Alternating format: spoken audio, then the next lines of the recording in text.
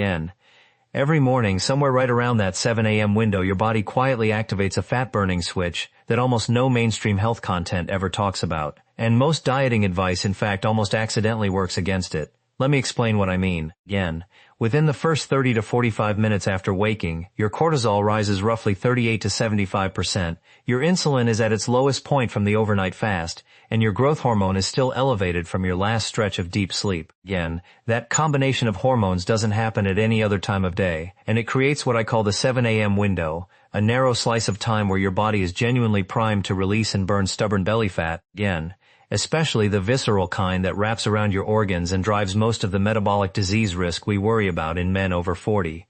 Most of our patients who really care about losing belly fat have never been told that this window exists. Here is the part most people miss. Again, the question is not how to suppress that morning cortisol spike with breathing apps and adaptogen stacks.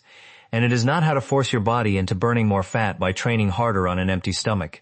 The real question is, again, how do you stop working against a process your body is already trying to run? Because what most men do in that first, the coffee on an empty stomach, the skip breakfast, the 45-minute fasted boot camp class, quietly disrupts this hormonal setup. Again, and the small change of working with it instead of against it is what makes the difference between stubborn belly fat that won't budge and a steady visible reduction in the visceral fat that actually drives the danger. Today, again, let me walk you through the exact mechanism happening hormonally in that 7 a.m. window, what the research says, the simple morning protocol that turns this temporary spike into a targeted strike against visceral fat, and the small mistakes that quietly undo the whole thing. Again, we're going to cover hydration, light exposure, low-intensity movement timing, and the first meal composition that keeps the fat-burning signal alive well into late morning.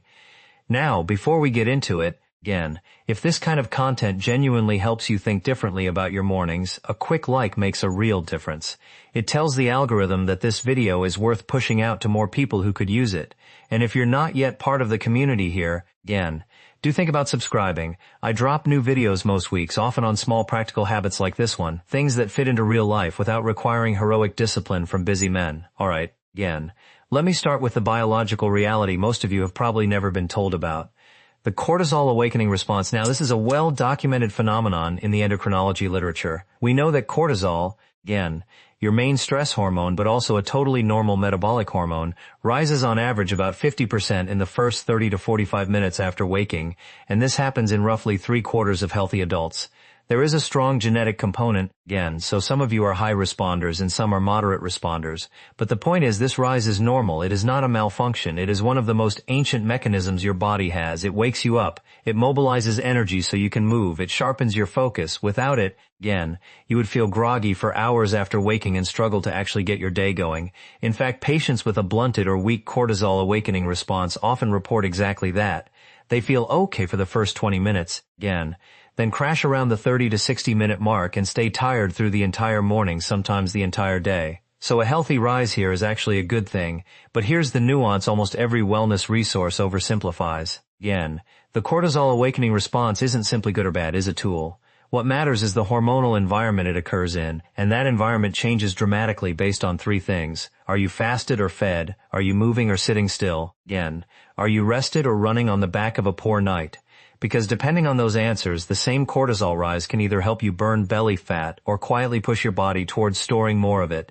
Now, I also want to be honest about a counterintuitive finding. Again, research shows that people with greater HPA axis reactivity, meaning a stronger cortisol awakening response, tend on average to carry slightly more abdominal fat.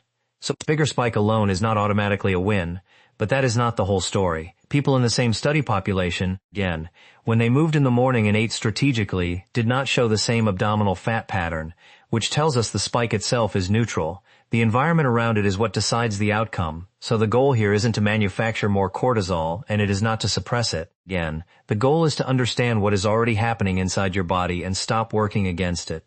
That is the entire point of the 7 a.m. window. Let me explain the biological mechanism of fat burning here.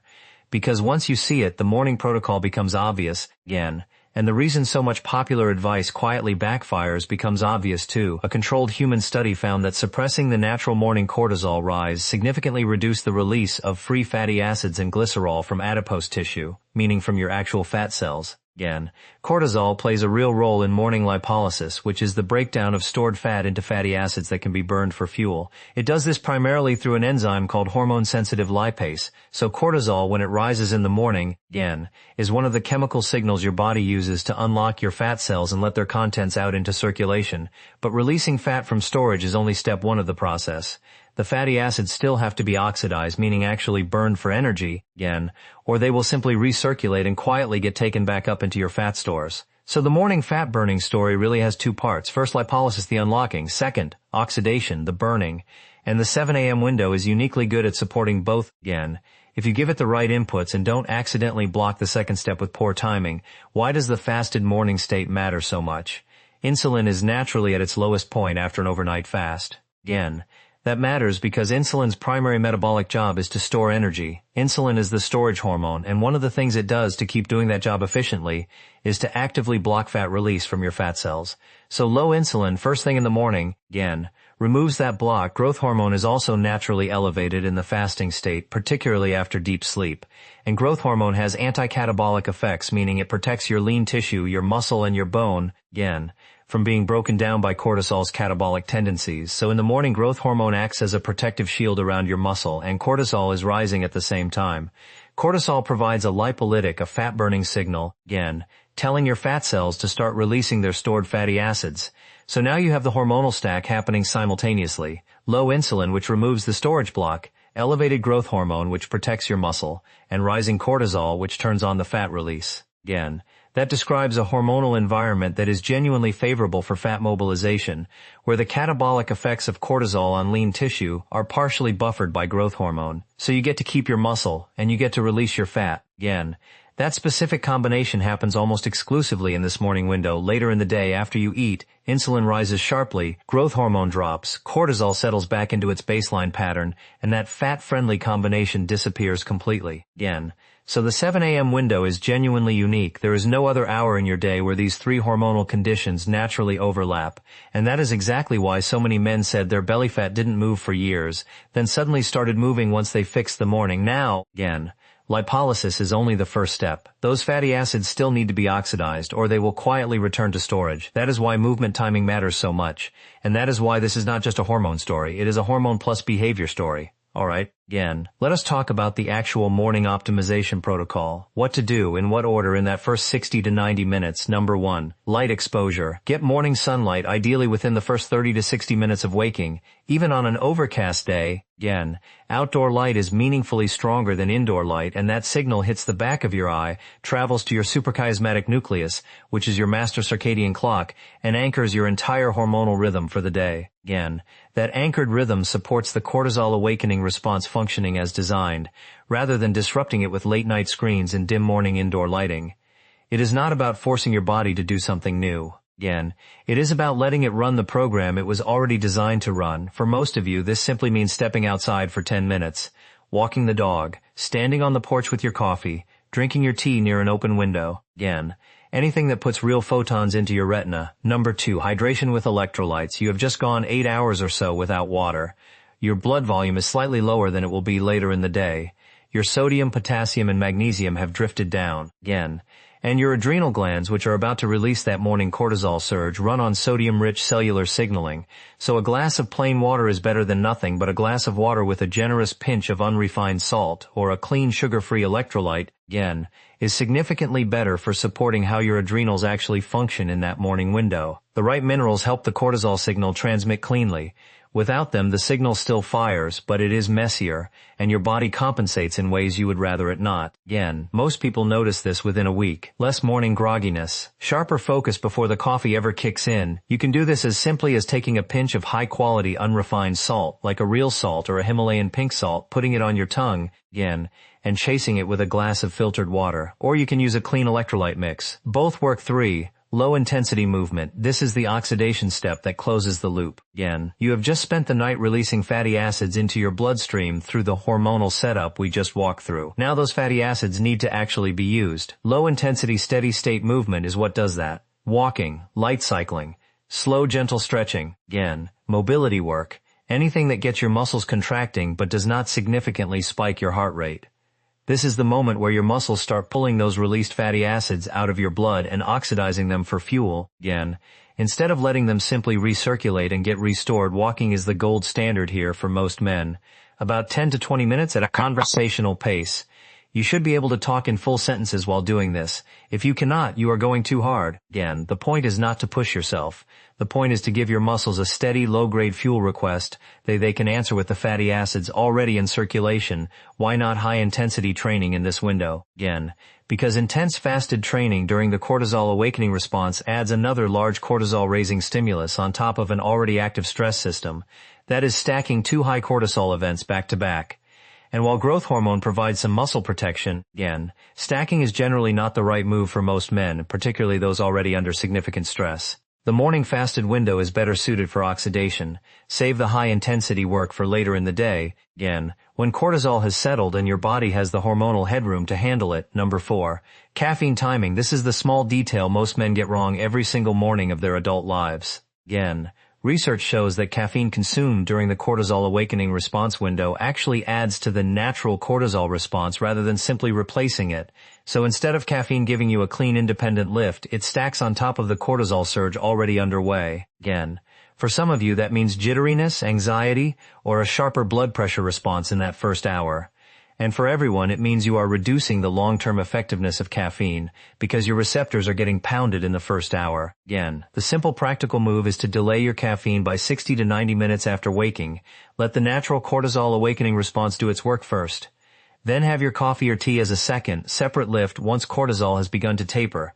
You will get better mental clarity, again, a smoother energy curve, and the caffeine will actually feel like it works more reliably because your receptors were not overstimulated in the first hour. This isn't about caffeine being bad. Caffeine is one of the most well-studied, performance-supporting, again, longevity-supporting substances on the planet, but the timing matters, especially for the cortisol window. So a quick framework for the first 60 minutes. Get morning sunlight, hydrate with a pinch of salt or a clean electrolyte, move at low intensity, walking pace or below. Again, delay caffeine to roughly the 90-minute mark. Do all of that on an empty with your body's existing hormonal program instead of against it. Not complicated. Free. Sustainable now. Once that window closes, again, you also have to think about how you break the fast, because the wrong first meal can quietly undo everything. A high-carbohydrate breakfast, especially sugary cereals, white toast with jam, sweet pastries, anything that hits glucose hard and fast, will spike insulin sharply, again. And as we covered, insulin rising sharply is the stop signal for fat oxidation. It halts the process that was quietly building throughout the morning. So what you want in your first meals is protein and healthy fat as the foundation. That moderates the insulin response, again, keeps blood sugar stable and allows fat oxidation to continue longer into the morning and into early afternoon. The general guideline is 30 to 50 grams of high-quality protein in that first meal, plus colorful vegetables, plus a source of healthy fat, like avocado, eggs, olive oil, again, or a piece of fatty fish. Carbohydrates are not forbidden in the morning. They are just not the first or only macronutrient on the plate. If you want to include some fruit or a starch like sweet potatoes or sourdough bread, have it at the end of the meal, after the protein, fat, again, and fiber have done their stabilizing work first. The sequence matters, always protein, fat, and fiber first. Carbs and fruit last if you include them. Now the timing of that first meal matters as well. Some of you do better eating earlier, around 8 or 9 a.m. Again, others do better breaking the fast later, around noon or early afternoon. Experiment a little. Find what feels best with your energy, your sleep, and your hunger patterns. Just make sure the composition is right when you do break the fast, again, whether that is at 8 a.m. or at 12:30. One thing worth flagging here. If you had a genuinely poor night of sleep or you are in a high-stress window of life right now, it might actually be better to break the fast a little earlier, with a high-protein meal, again, to stabilize blood sugar right out of the gate. A bad night means your cortisol awakening response will already be a little dysregulated.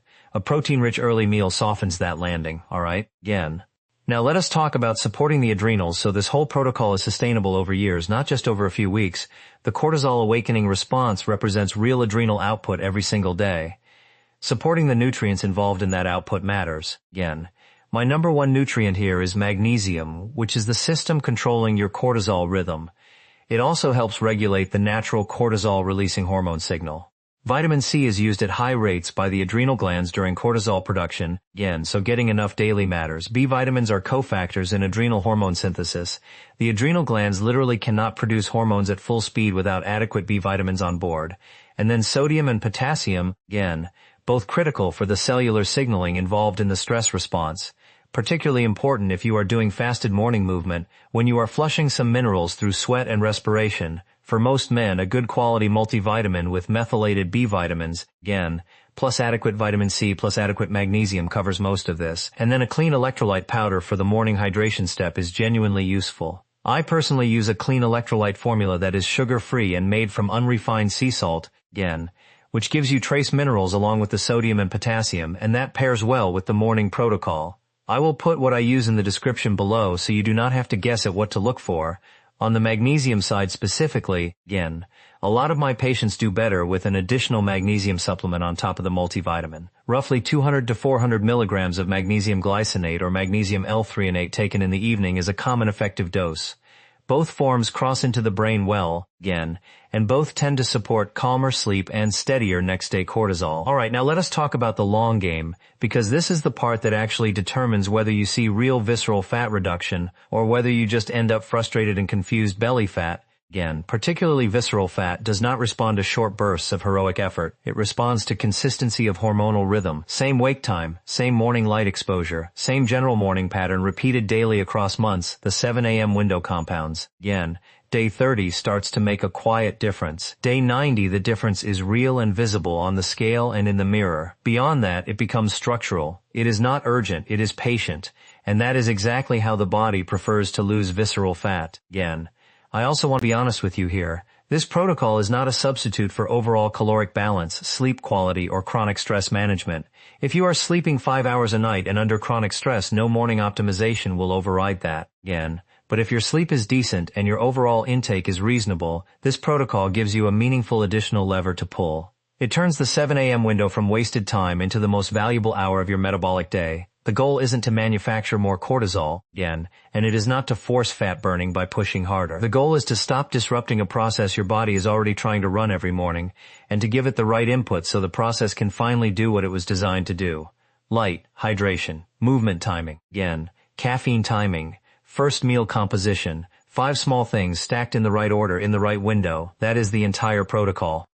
Alright, now let me get into your questions. These are 3 of the most common ones I get asked about the 7 a.m. window and belly fat. Again, first question, will my morning cortisol spike actually raise my blood sugar, and is that a bad thing? Great question, and the answer is yes. Cortisol will raise your morning blood sugar because part of its job is to break down stored glycogen in the liver and turn it into glucose, again, so your body has fuel to start the day. People with a more reactive cortisol awakening response sometimes see fasting morning blood sugar a little higher than they expect, 100 to 110, sometimes even slightly higher. But the key distinction is this. Again, as long as your fasting insulin is between roughly 1 and 6, you are still metabolically healthy. The elevated morning glucose is just the cortisol doing its job, mobilizing stored glucose. It is not necessarily a sign of pre-diabetes, but, and this is important, again, persistently elevated morning blood sugar, especially if it doesn't come down later in the day, can also be a sign of sleep apnea or other sleep-disordered breathing. Anytime I see a patient with very high morning blood sugar despite doing most of these recommendations correctly, again, I always want to rule out sleep apnea first. Sleep quality is upstream of everything else we have talked about today. Second question. Do I actually have to eat 30 to 50 grams of protein in the first hour, or can I just keep fasting in the morning? This one comes up all the time. Again, and the honest answer is, it depends on how well you slept and how much protein you are getting later in the day. If you are getting 100 to 200 grams of protein across your eating window, hydrating well in the morning with electrolytes, and you slept well, again, you can absolutely keep your fast going through the morning and let the fat-burning signal run longer. There are millions of men doing this right now and getting excellent results. The exceptions, if you had a rough night of sleep, again, if you are in a particularly stressful period of life, if your hunger cues are getting loud, in those cases breaking the fast earlier around 9 or 10 a.m. with a protein-rich meal is often the smarter call. There is no rigid rule that says you must fast, again, and there is also no rigid rule that says you must eat immediately. Find what works for your body, your schedule, and your stress load and adjust as those change. Third question. What if the only time I have to train is the morning before work? Again, should I ditch it because of the cortisol thing? You can absolutely keep training in the morning, but you may want to dial back the intensity and the total volume. I would avoid long training sessions of 45 to 60 minutes when cortisol is already high. Again, I would keep the session tighter, around 20 to 30 minutes, with longer rest breaks between sets so your heart rate can come back down. Avoid high-intensity group classes that push you straight into the red, and do not train hard every single day. Train hard every other day, again, and on your off days, do light activity, long slow breaths, easy walking, and ideally get out in the morning sun, because that has a natural cortisol balancing effect. You can absolutely build muscle and protect your metabolic health while training in the morning. Again, you just have to match the intensity to what the hormonal environment can reasonably support, and to what your life stress can reasonably support. Alright, that is the whole protocol. The first hour of your day is hormonally unlike any other hour, again, and it happens whether you plan for it or not. The question is whether you work with it or against it. Light exposure, hydration with electrolytes, low-intensity movement, delayed caffeine, a first meal that doesn't undo the work, 5 small changes. They cost nothing. Again, they require no discipline beyond showing up to your own morning with a little more intention. Let me give you a simple checklist to remember this week. Light within 30 minutes of waking. Hydration, glass of water with a pinch of unrefined salt or a clean electrolyte. Walk, again, 10 to 20 minutes at conversational pace. Coffee not before 9 a.m., ideally closer to 9:30. First meal, 30 to 50 grams of protein first, vegetables and healthy fat with it, carbs and fruit at the end if you include them. That is the entire 7 a.m. protocol. Free, sustainable. Again, built on hormones that have been quietly running in your body your entire life. You are simply choosing, for the first time, to let them.